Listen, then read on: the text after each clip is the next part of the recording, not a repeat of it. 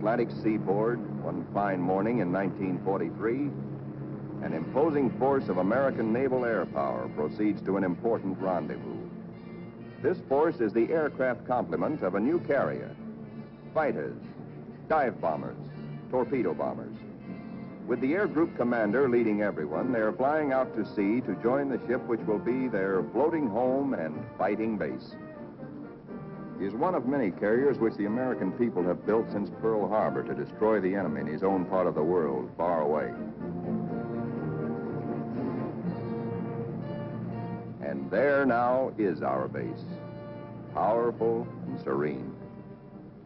In honor of all American aircraft carriers, let us call her the Fighting Lady.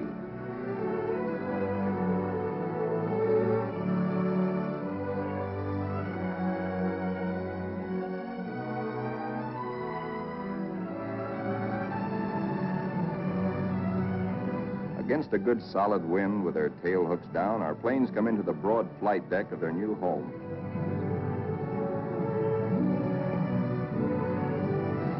In case the plane's hook fails to catch the arresting gear, there's a series of stout wire barriers.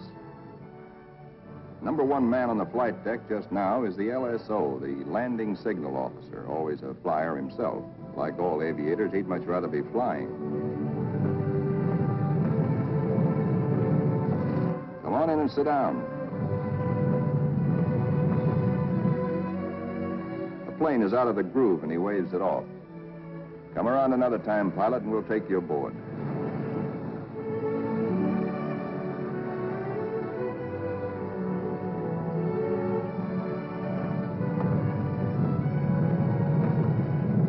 When planes land, they taxi quickly forward out of the way. Later, they'll have to be shifted to the stern and rearranged in proper position for takeoff. This is called respotting the deck. Here is our skipper, Jocko, a veteran Navy flyer. Annapolis, 1917. He is not impressed by our earnest efforts, nor the flight deck control officers. The skipper calls all hands together and gives us a piece of his mind. We'll never be ready for combat unless you flight deck crews learn right now to work as a team. Don't you men realize that before long we'll be in dangerous waters? That's too slow. Bear a hand.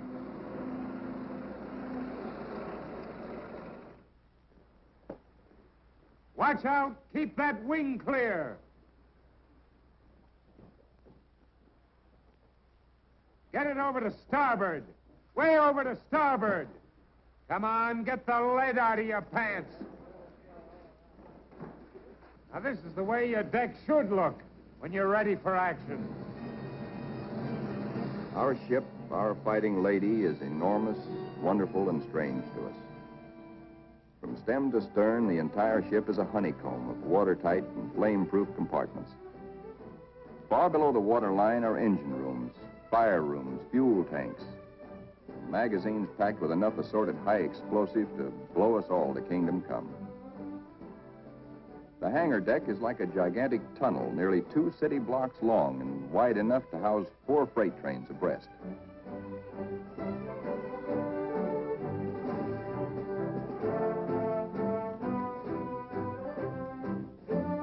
It'll take us a week, a month maybe, to learn our way around.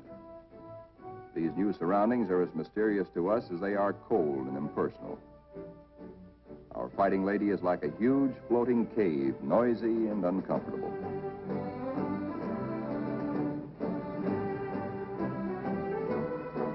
Elevators as big as a tennis court carry us topside to the flight deck. The great superstructure rising amidships is called the island. This is truly the ship's nerve center, its fighting brain. 85% of us who make up the Fighting Lady's family are volunteers in this war and never been to sea before. We learned our jobs theoretically in intensive training ashore. A very short while ago, we were high school boys and college kids, or bank clerks, or farm hands, or factory workers. Now we are blue jackets and Marines, all members of a naval combat team nearly 3,000 strong. In our multitude of new tasks and duties as a team, we're very green, but curiosity and comradeship, and the instinct of self-preservation are great teachers.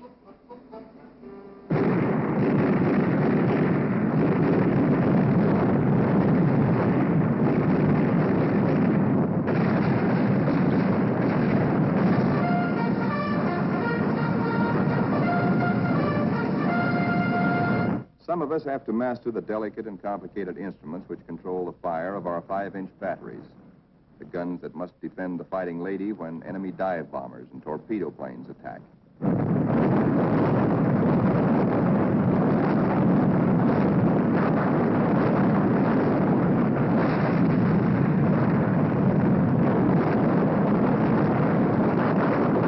We train and train to learn our stuff and earn our E for efficiency.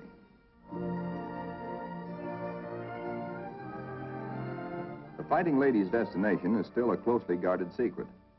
No one can hide the fact that we are entering tropical waters. Our ship seems more friendly and comfortable now. We greenhorns feel that a suntan will at least make us look like fighting sailors. Even our mascot, Scrappy, has been at sea longer than most of us.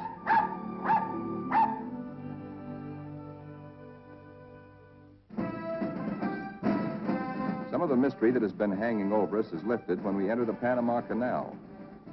There's a lot of unprofessional nervousness about whether or not we're too big to get through the locks. By using lines instead of fenders, we do get through, as the naval constructors knew all along we would. Come on, hop aboard. We're going places. For 2 cents, I would. Do anybody want to swap?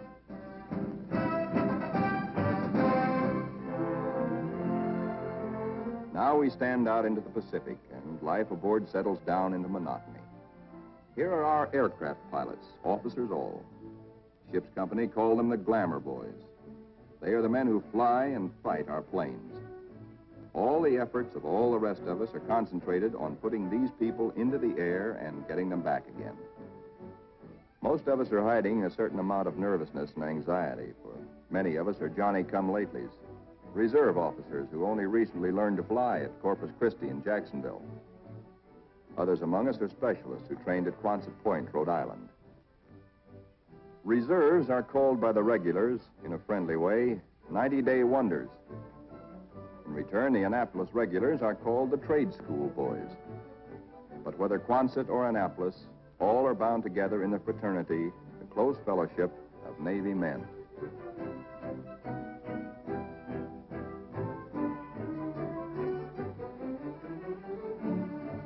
Among the ship's non-commissioned personnel, almost 3,000 blue jackets and 100 Marines, the hottest shots are the air crewmen, aerial gunners, and radio men. These boys and the plane captains are the partners of the glamour boys in the air. By non-flying blue jackets, they are called Zoom pigeons or Airedales. And because they receive 50% extra pay for flying, they are sometimes referred to as the bankroll boys.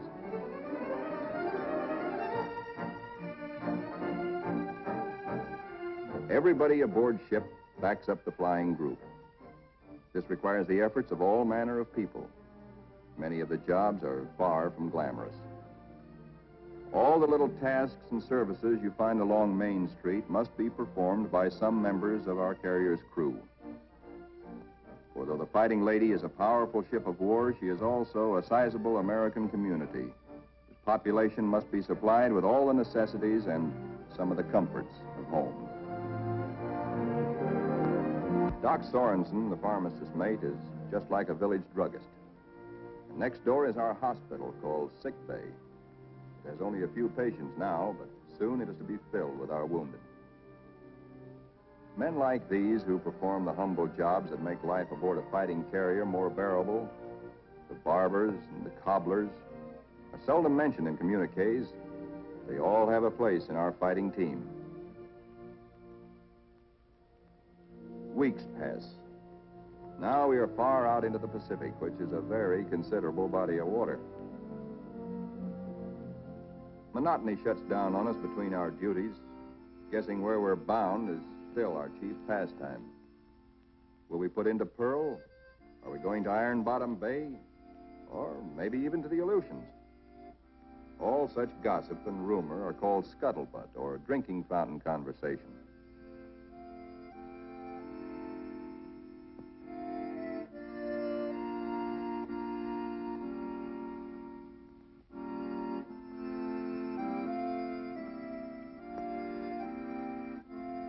Throughout the ship, men get together in little groups to take refuge from the heavy burden of waiting for something to happen.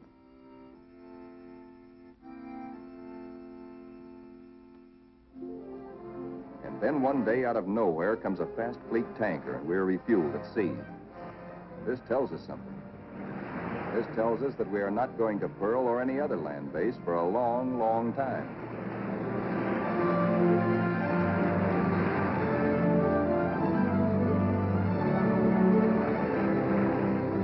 Besides our skipper, we have an admiral aboard, a sea dog who's been a naval flyer for nearly 20 years.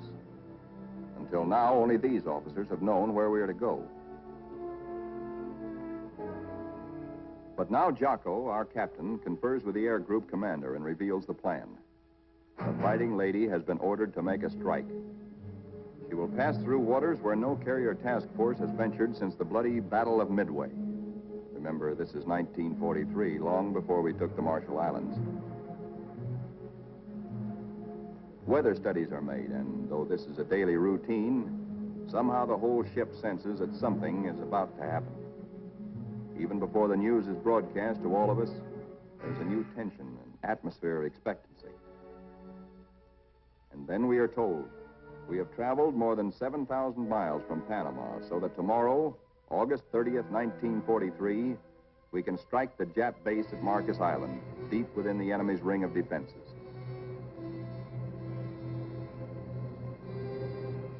The evening before our first strike, the air group commander briefs all his pilots with maps and a model of our target. We are sticking out our necks to within 1,000 miles of Tokyo to divert the Japs' attention from other American activities far south and east of Marcus. Those of us who have never before been in battle, that's most of us, ask a lot of questions of those who have seen action. See gunners.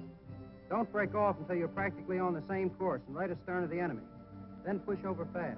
Outwardly, we try to seem composed and cheerful, but a lot's going on inside our minds. We question our most inner selves. What'll it be like? How'll we take it? Will we do all right? This is the night when a lot of boys write one more letter home.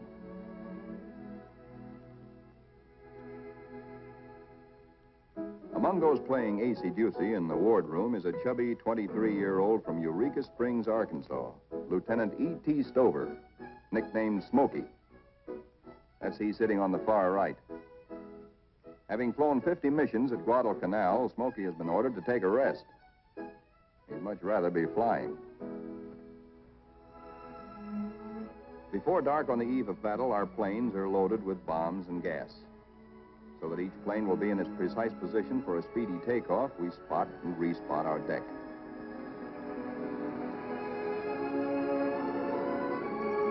Now all is perfect. We will strike at dawn. And now GQ, General Quarters.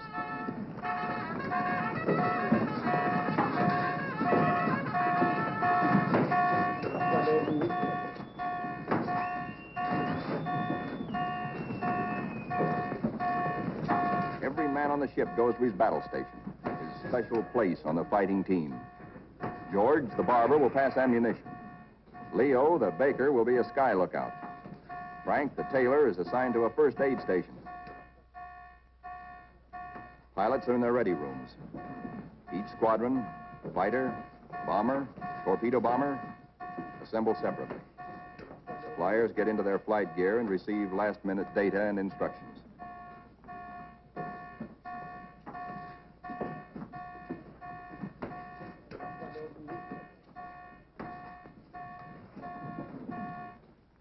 On the flight deck, our first battle dawn awaits us. Our whole ship is on hair trigger. The Fighting Lady is hardly 100 miles from the first target of her career. These last few minutes before the order for our first action are the toughest time of all.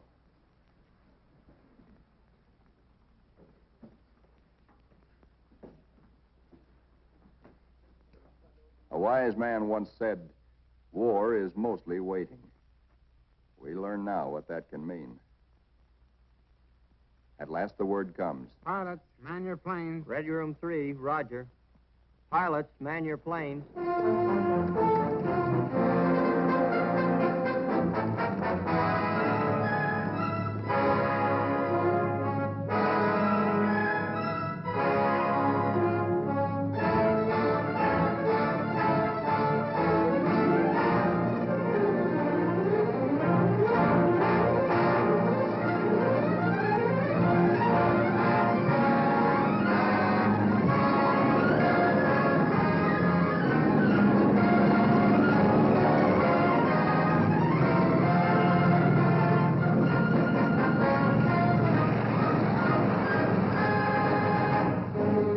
Fighters take off first to form cover aloft for the other squadrons. Then the bombers, heavy laden with destruction.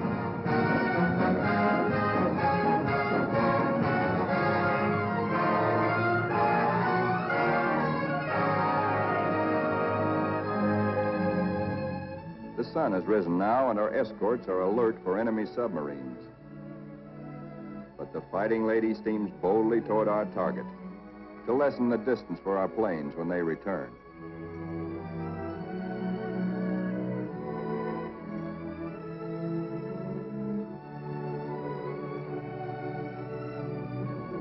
The radio plotting room is the electric eye and ear by which the Fighting Lady detects and keeps tab on all planes and ships for miles around us. Smokey, the fighting ace from Arkansas, has been put in charge of this room for our big day. Hunched among his assistants, Smokey is like a super quarterback on a super football team. He is in constant touch with our entire air group.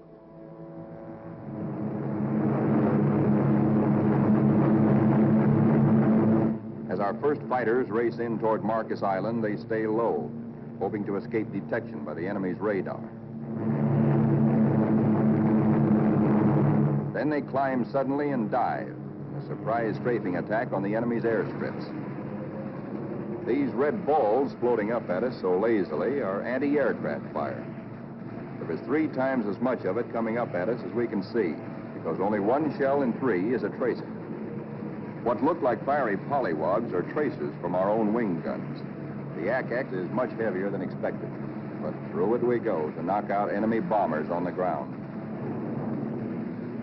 All through these battle pictures, realize that we are looking straight down our own gun barrels.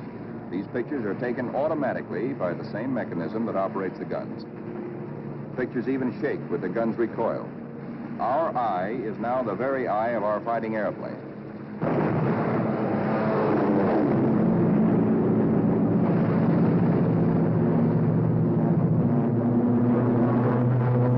The enemy's picket boats and supply ships offshore are thoroughly strafed. No longer will these craft bring rice and sake and munitions to Marcus.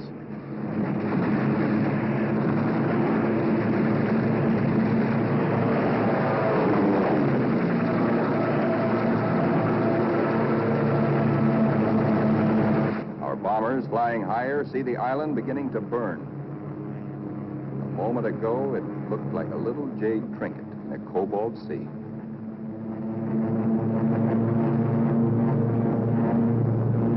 As the fighters and bombers swing victoriously away from Marcus Island, towering columns of smoke show the thorough job our boys have done. Back aboard ship, Smokey is tracking the flyers with care to be sure that none is missing and that no enemy planes are trying to follow them out to our Fighting Lady.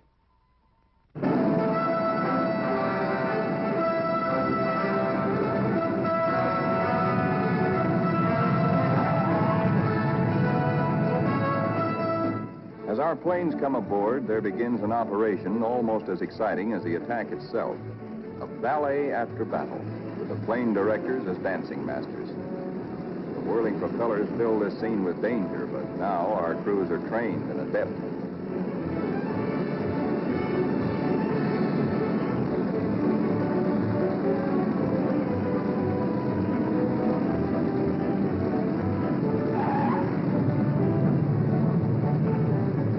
Landing signal officer performs an eloquent adagio on the Fighting Lady's stern. Warning to the rest of the cast to stay off stage until a limping member can be led out of the way.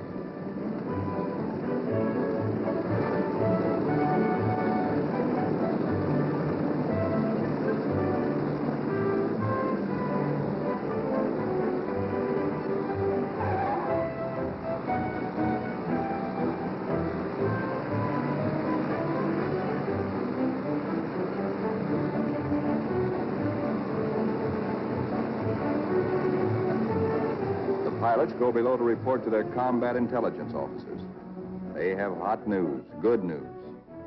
They tell what they saw and did, how many rounds of ammunition they fired, how many bombs they dropped, what they hit, what they noticed at the target that was new and different or that may need hitting again. As the reports are added up and our combat photographers develop their pictures, the story becomes better and better. Every single Jap bomber on Marcus has been destroyed. 80% of the shore installations blasted or set afire. Hangars, radio stations, gas dumps, ammunition dumps. Marcus is now a lovely mess. In the radio plot, Smokey's worried. There are planes still up there, and he's wondering about them. They are ours, though, delayed by battle damage. Landing a shot-up plane on the carrier is a crucial test of how well-trained, how alert and steady a naval flyer is.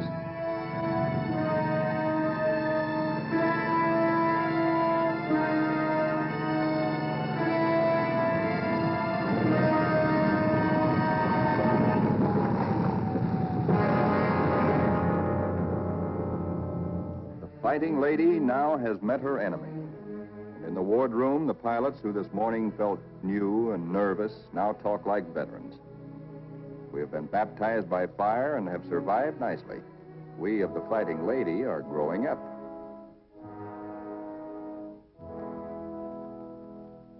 The admiral of our task force knows the overall strategy of the whole Pacific campaign. To smash straight through Japan's outer network of islands, to recapture the Philippines and land on the mainland of Asia. Thus, we will deny Japan supplies from Malaya and the Dutch East Indies and leave her far-flung island garrisons marooned. Then we will reach out and really help our ally China. Months after Marcus, this campaign is well started. Our carrier task forces have been in many battles. And now, early in 1944, the Fighting Lady's target is Kwajalein, the Marshall Islands. These are Jap Zeros. Fighter screen being pierced by our planes and planes from 8 other carriers, preparatory to strafing Kwajalein and bombing it apart. Our fighter pilots have improved with practice, with the confidence that comes from experience. They estimate their range by watching their tracers. They hold their fire until their wing gun bullets converge at 300 yards. Shoot in bursts instead of in steady streams, which heat up the guns and spend ammunition.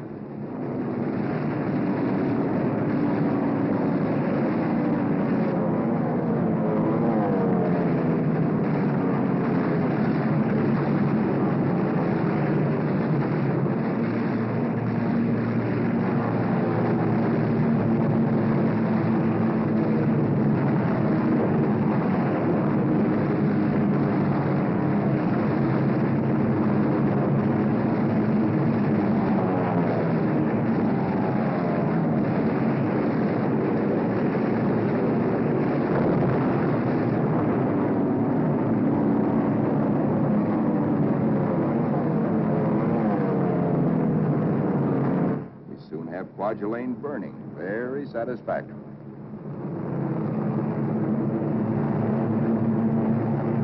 After our bombing attacks and heavy shelling by our surface ships, assault craft filled with Marines and Army hit the beaches. And very soon after that, Kwajalein is ours.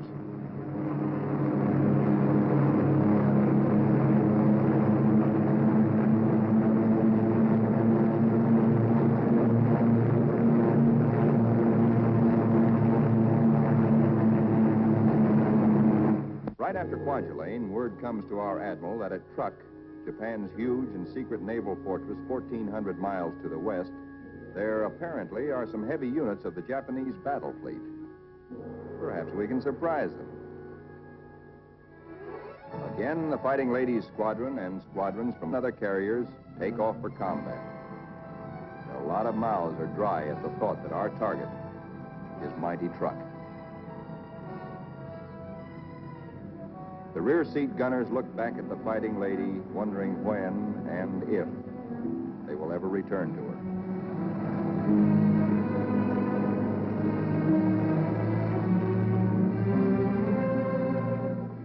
that we know about truck, we know from a few photographs taken by some nervy Marines on reconnaissance just 18 days ago.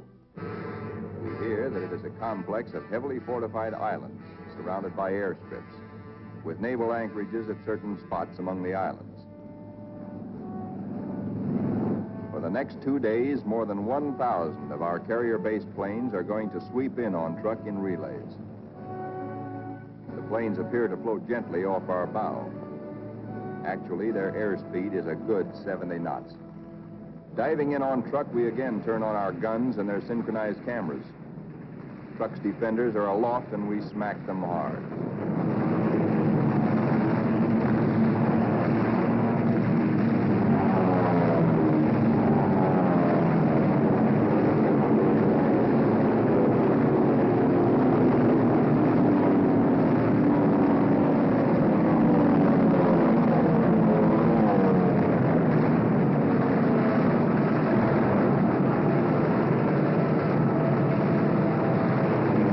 Hearts that were in men's mouths before this strike began now settle back into place and are singing once more. There's something really grand, something historic about diving in here on this place which Japan has been building and guarding jealously from all but Japanese eyes for 20 years. We dive right in low and take a good look at fighter strips, bomber bases, seaplane ramps.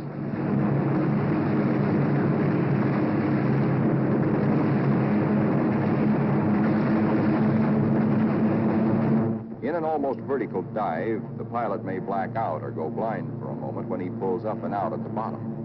But the camera won't black out. It cannot see the landing of our own bomb, for we'll be up and away before that reaches the target. But it records the hits of other planes ahead of us.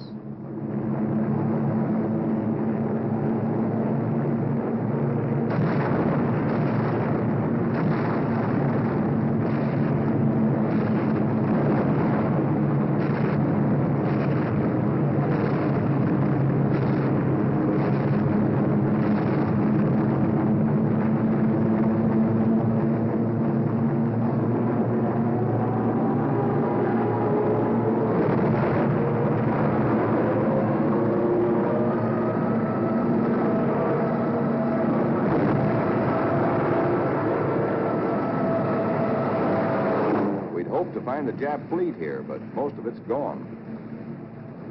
Some lingering ships, including some of their fast fleet tankers, we find hiding in sheltered coves. The vessels which we are now strafing are other fleet auxiliaries, rice boats, transports, and ammunition ships.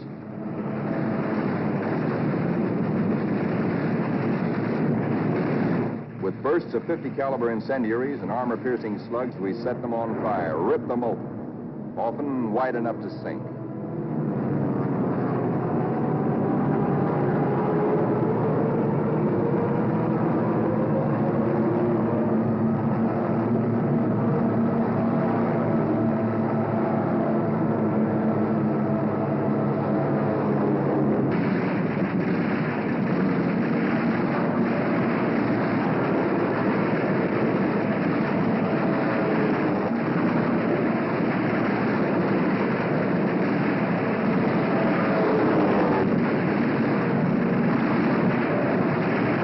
Strafing ships filled with TNT is not very healthy for pilots who dive too low. But it's hard to tell who's carrying what until the big bang comes.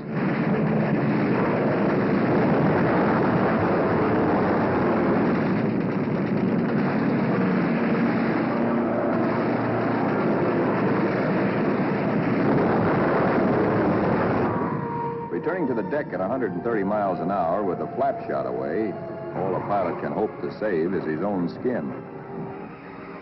Here comes our new air group commander. He's had a bit of trouble. His windshield is blotted with blood, and he has to feel his way aboard. Strafing at low altitude, he took a 40-millimeter anti-aircraft burst right in the face. More than 200 wounds, and his plane a sieve. But he'll live to fly again. Some planes will not return, but others come back and land somehow, anyhow. Considering the toughness of truck, our losses are astonishingly light. No time is lost getting casualties below.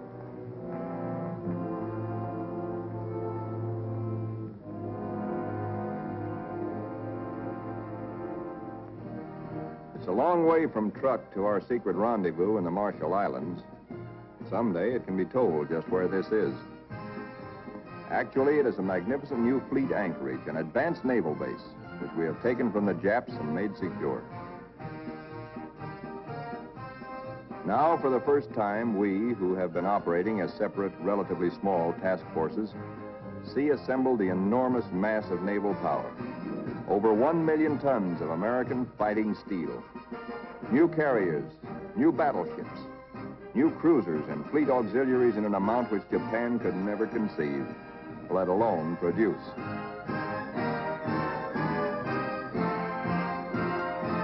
That we are able to maintain supply lines over the vast distances of the Pacific is one of the miracles of this war. In the comforting presence of so much power, we relax and refresh our battle-strained nerves. Pushing my head under. Hey, Benny, when you going to die?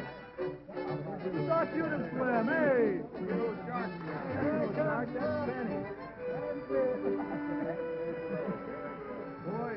Our ship's post office now does really big business. Letters for us at last from home. Letters from us to friends and families. Our censors know our collective mood, our central hopes and thoughts. The stuff is really getting out here now. I can't tell you much about it, but oh boy.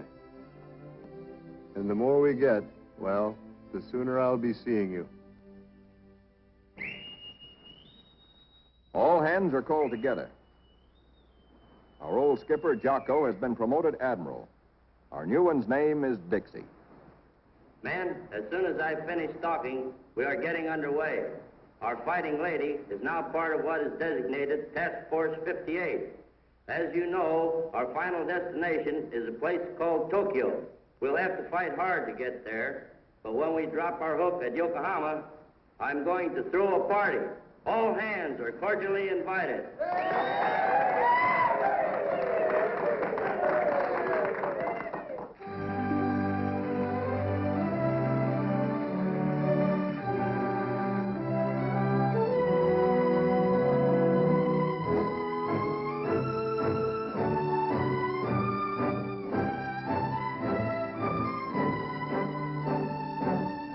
Our task forces are built compactly now around carriers like ourselves, with speedy new battle wagons at our side.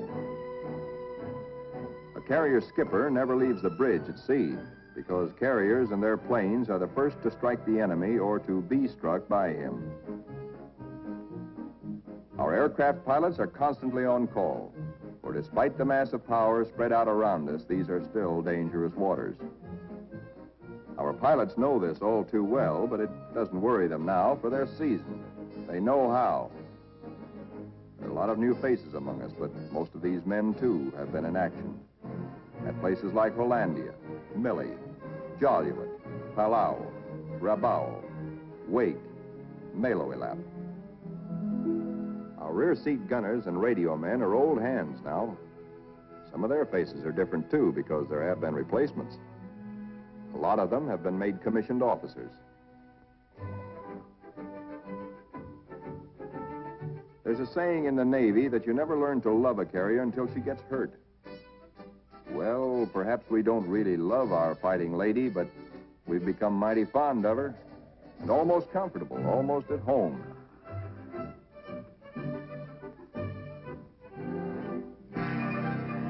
Occasionally, our shipboard movies bring us that one thing we crave the most, one touch of something utterly American, one deep breath of home.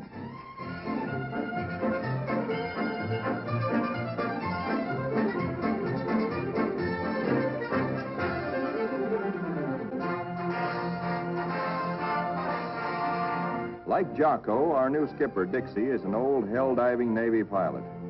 In their battle caps, he and Admiral Mitcher look like big league baseball managers. Northwest we steam, and never before in history has an ocean borne such a weight of naval power.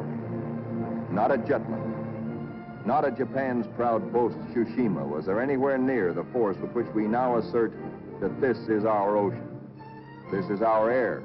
And we're seeking the Japanese battle fleet to prove it.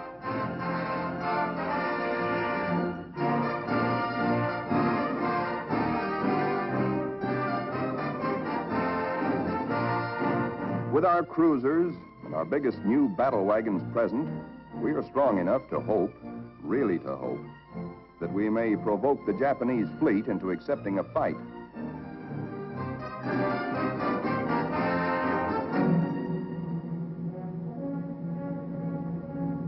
We're joined by plotting Coast Guard and Navy transports. The Marines again. So, another amphibious assault is cooking.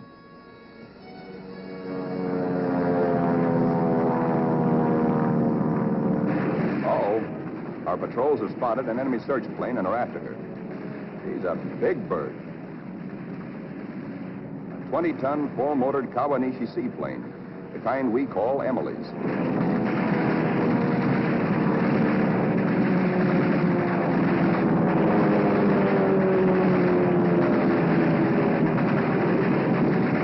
Miss Emily's a tough old girl. Right now, she's screaming for help and telling Tokyo by radio where we are. Hellcats are closing in on her.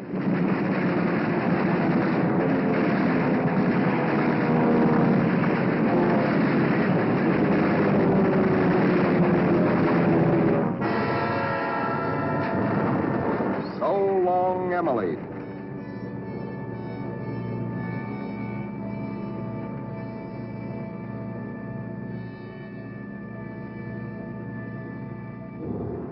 Now that the enemy knows where we are, and we know he knows, our brass hats get together on final arrangements for what may turn into another Midway.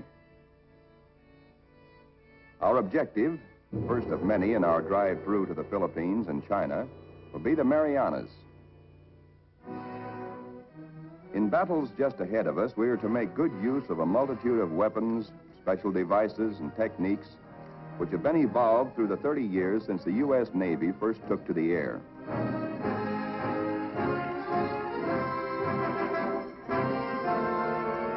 Not only did our naval flyers create the aircraft carrier itself, but it was they who devised the torpedo plane and invented and perfected dive bombing.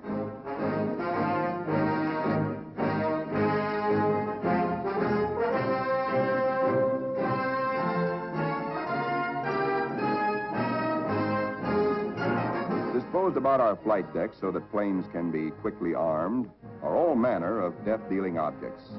500, 1,000, and 2,000-pound bombs. We have torpedoes and incendiaries, and a kind of anti-personnel bombs we call daisy cutters.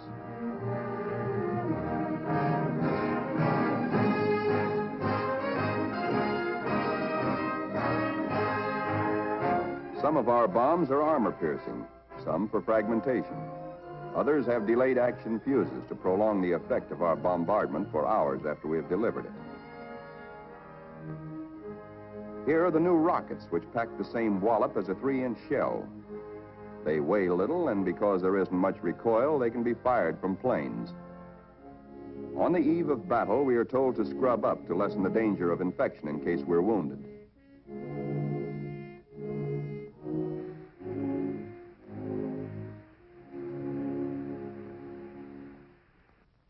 As well as our bodies, most of us prepare our souls.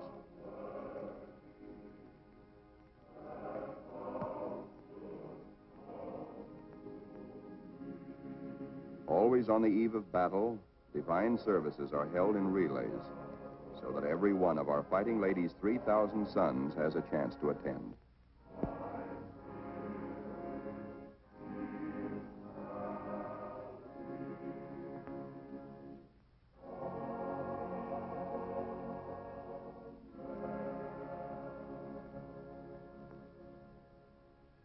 As the eve before battle lengthens, there is the usual waiting.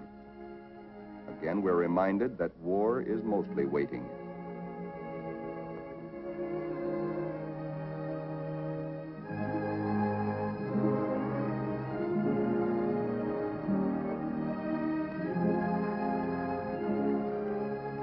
Because all cooks and bakers must soon be at their battle stations, they work all night long preparing a hearty meal of steak and eggs for our 3 a.m. battle breakfast.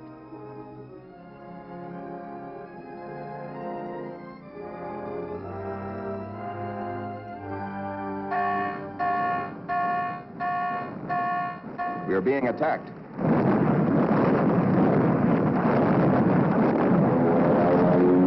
We are being attacked by Japanese torpedo planes skimming in after us, wing to water.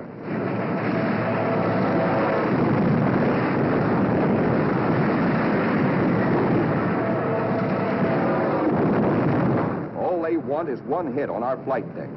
We have nearly 90 planes fueled and loaded with bombs, ready for the takeoff.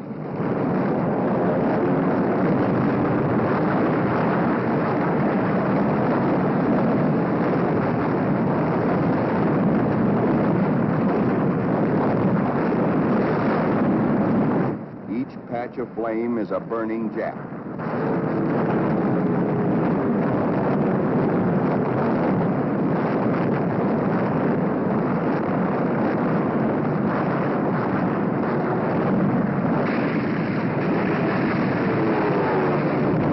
In this surprise attack, 19 Japs are polished off by our ship's batteries.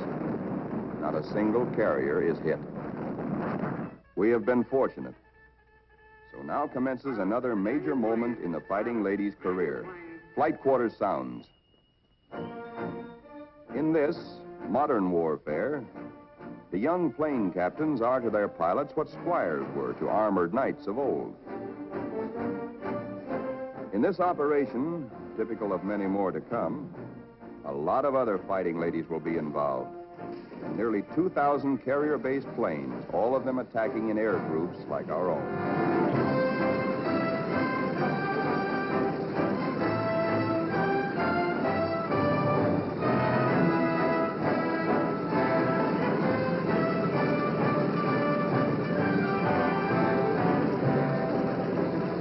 From now on, we tighten our belts and steady our hands as our Navy makes progressively bigger attacks nearer and nearer the heart of Japan.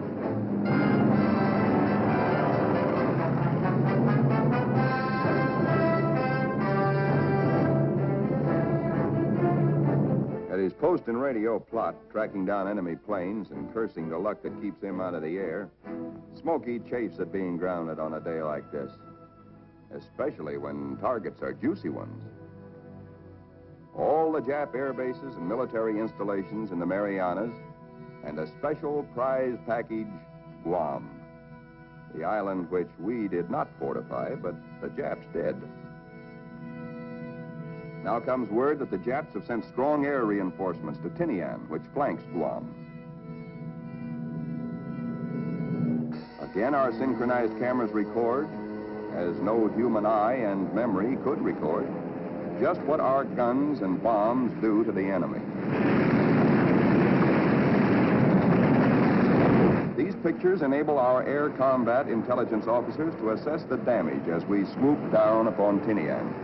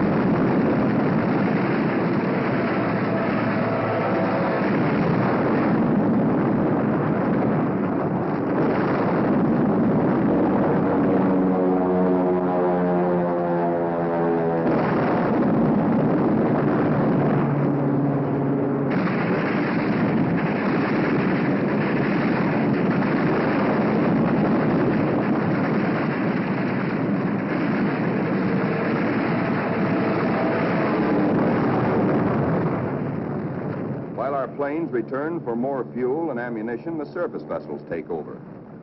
The Prodigious naval barrage to prepare the beaches our assault forces are going to hit.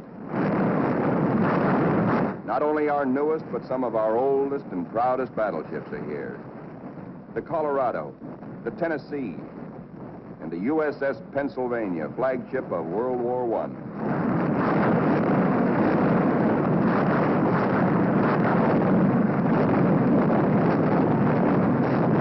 Winging home to the Fighting Lady, several of our planes, crippled, make a game attempt to land. Now is when the landing signal officer must judge not only the speed, but estimate the battle damage of planes like these.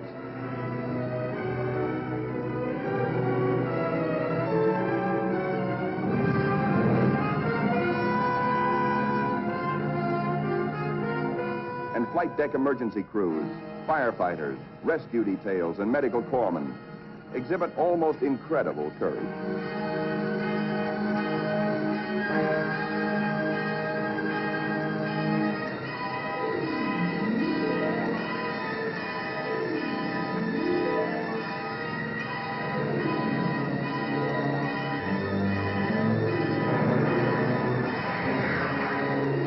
The pilot of a torpedo plane has been unable to release his load of incendiaries. Burning thermite is spilling out at incandescent heat. In the plane's tanks remain about 75 gallons of high-octane gas. The men who brave this danger to save pilot and crew deserve every citation they get.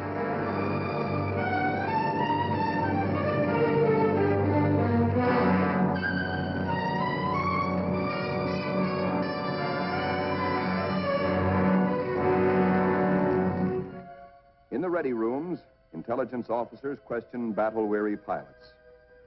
What did you see? Any Jap carriers in sight? Are you sure they were carrier-based planes? Then from radio plot comes uncomfortable news. Torpedo planes and dive bombers from enemy aircraft carriers are approaching. All hands, man your battle stations. To our engine room go orders for flank speed, which is a few knots faster than full speed, in case we need to take evasive action. All boilers are lighted to let the Fighting Lady outdo herself if necessary. The engine room people turn on the heat, and the propeller shafts churn like fate in their alleys.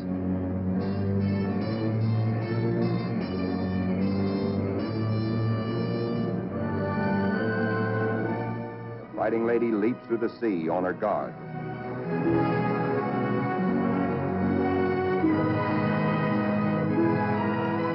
Skipper Dixie gears himself for action, and so does wise old Scrappy.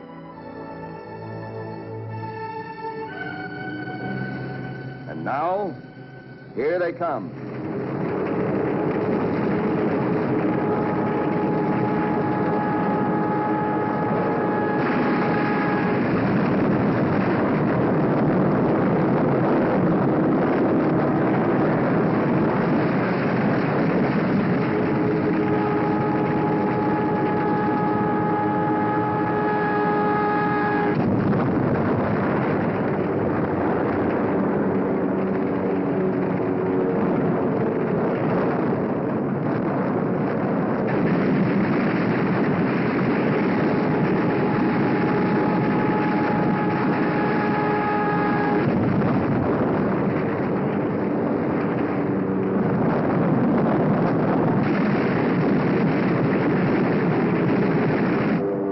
Jill, torpedo bomber, miraculously keeps coming through our wall of flak.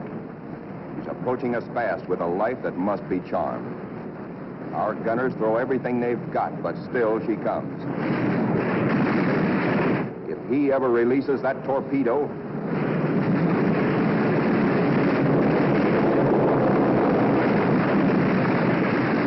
She missed us. Either the pilot was already dead or his release gear jammed. Smokey, the pride of Arkansas, hears about that one, he almost takes off. Now our reconnaissance has spotted the Japanese task forces. This is the moment we've been fighting and praying for. Every plane that can fly and every qualified pilot is ordered into the air. At last, Smokey gets his chance to fly again. Pilots, man your planes. Pilots, man your planes.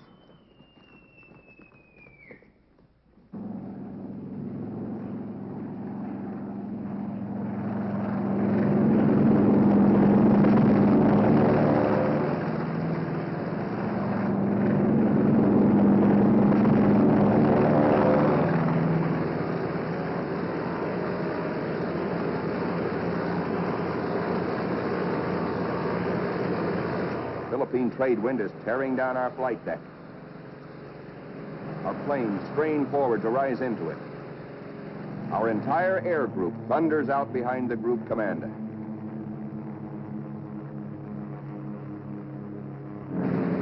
Now our fighters run into a swarm of Jap fighters, mostly Zeros, sent up to intercept our attack on the Japanese fleet.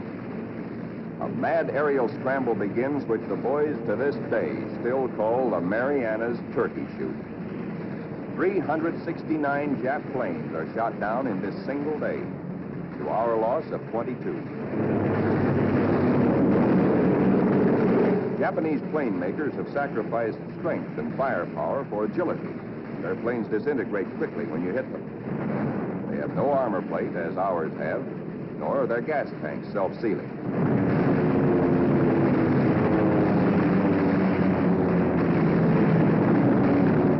Little monkeys are fancy flyers. They think aerobatics can win dogfights, whereas we believe in smooth flying and careful shooting.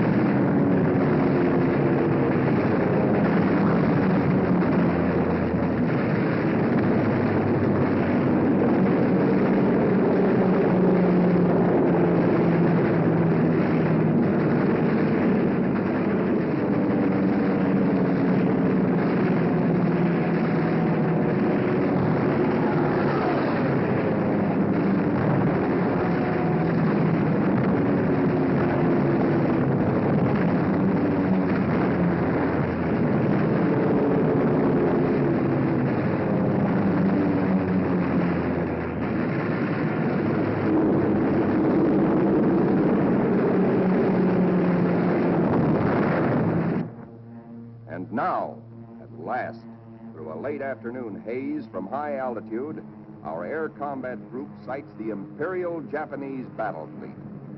These are the first pictures ever taken of a great enemy naval formation like this.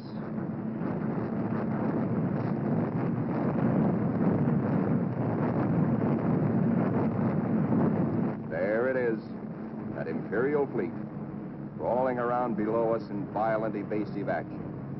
Us looking down on them in the seas they think they own. Some of these Japanese ships are scampering away at better than 40 knots.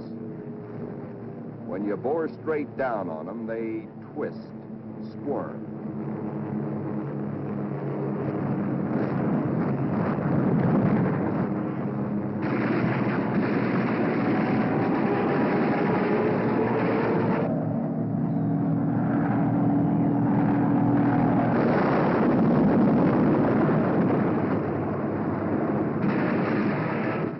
A big destroyer at the bow, hoping to shoot out his bridge. And he shoots back plenty.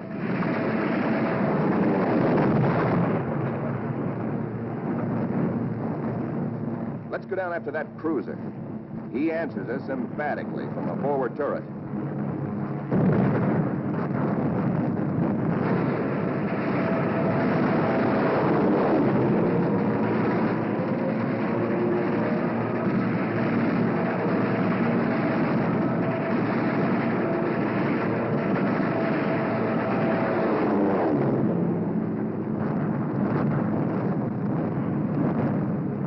A 25,000-ton Jap carrier of the Hayataka class is going to get it. Watch 5 o'clock in the camera, the lower right-hand corner of the screen. This big flat top gets it where the turkey got the axe.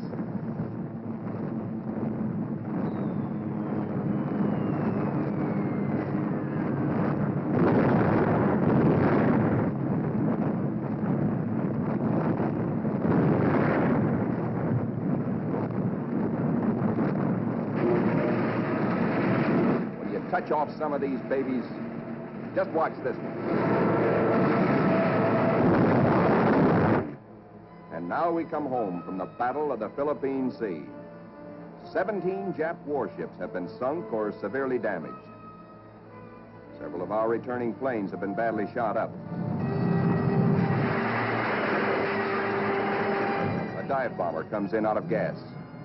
He pulls off to starboard, but noses over because his wheels are down.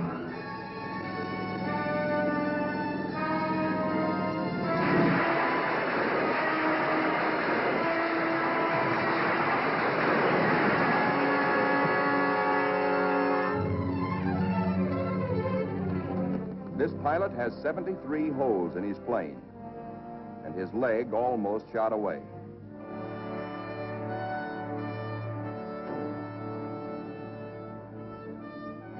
To clear the deck for other planes, number 30, badly damaged, is jettisoned, given the deep 6.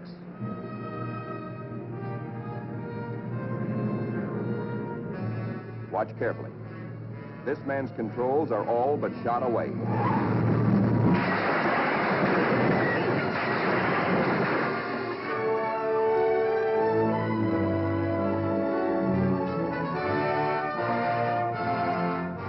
He steps out of it, smiling. And now it is time to paint up the scores. On this fine morning, just a year after being commissioned, the Fighting Lady is beginning to look like a stamp album. She has done her share, amassing Task Force 58's grand total of 757 Jap aircraft destroyed in a 2-week turkey shoot.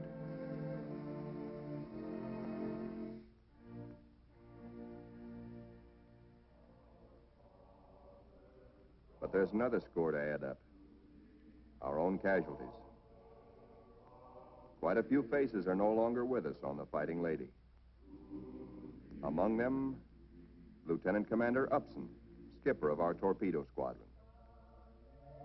Lieutenant Pappy Condit. Lieutenant John Meehan. And that fightingest gentleman, Lieutenant Smokey Stover. Yes, Smokey's missing too.